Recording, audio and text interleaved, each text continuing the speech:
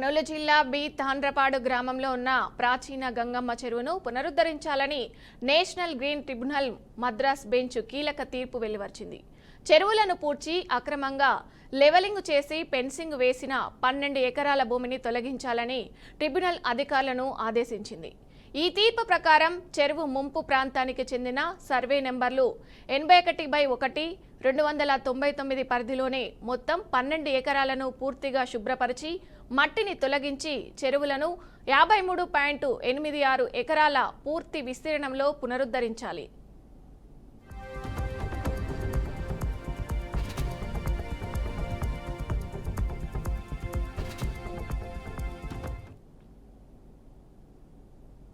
వందల ఏళ్ల చరిత్ర కలిగిన ఈ గంగమ్మ చెరువు దాదాపు 80 ఎకరాల విస్తీర్ణంలో విస్తరించి ఉండగా ఇది తాగునీరు, సాగునీటి కోసం 10 గ్రామాలకు జీవనాడిగా నిలుస్తుంది.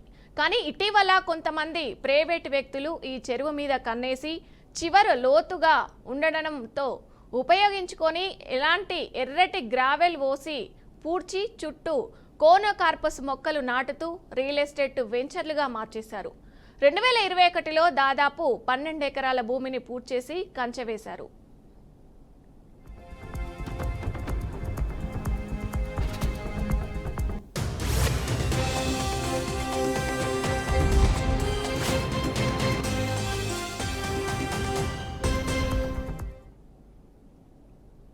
ఇక ఈ అంశాన్ని అప్పటి కర్నూలు మాజీ MPP D Rajavardhan Reddy national green tribunal దృష్టికి తీసుకెళ్లారు.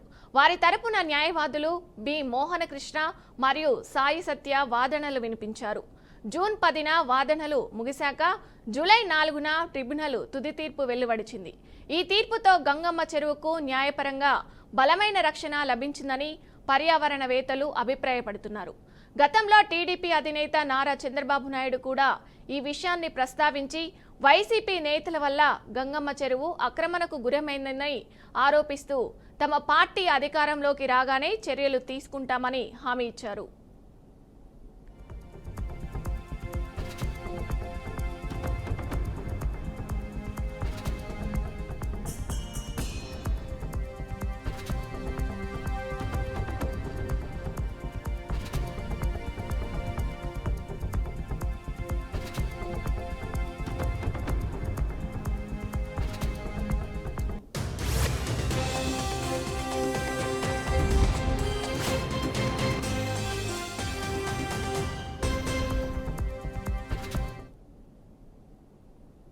ఈ తీర్పును గ్రామస్తులు, పర్యావరణ కార్యకర్తలు హర్షంగా స్వాగతిస్తున్నారు.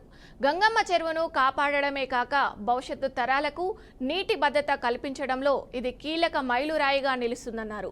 గమనించదగ్గ విషయం ఏమిటంటే గతంలో ఈ చెరువుపై జరిగిన అక్రమాలు, తవ్వకాల గురించి బీఆర్కే న్యూస్ ప్రత్యేక కథనాలు ప్రచారం చేసింది.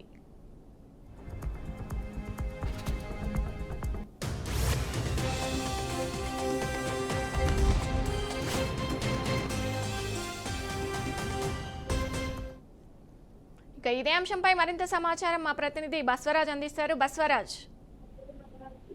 విజయ, ఏదైతే గంగమ్మ చెరువు కబ్జా కోరల్లో చిక్కుకుందని ఆ రోజే బీఆర్కే న్యూస్ ప్రత్యేక కథనాన్ని ప్రసారం చేయడం జరిగింది.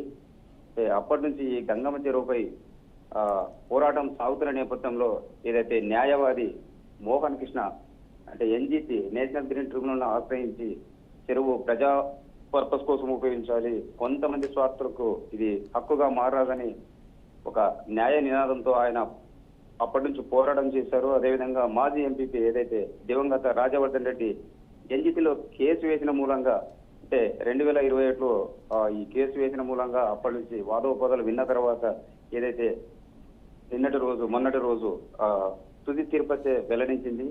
చెరువు ప్రజాస్వామ్యబద్ధంగా ప్రజల పరిరక్షణ నిమిత్తం ఉండాలి, దాని చెరువుని సంరక్షించాలని చెప్పి ఒక తుది తీర్పు వచ్చిన నేపథ్యంలో అంటే పర్యాటక ప్రేమికులు కావచ్చు, లేదా సంఘ సంస్కర్తలు కావచ్చు, అందరి నుంచి హర్షం వ్యక్తమవుతున్న పరిస్థితి.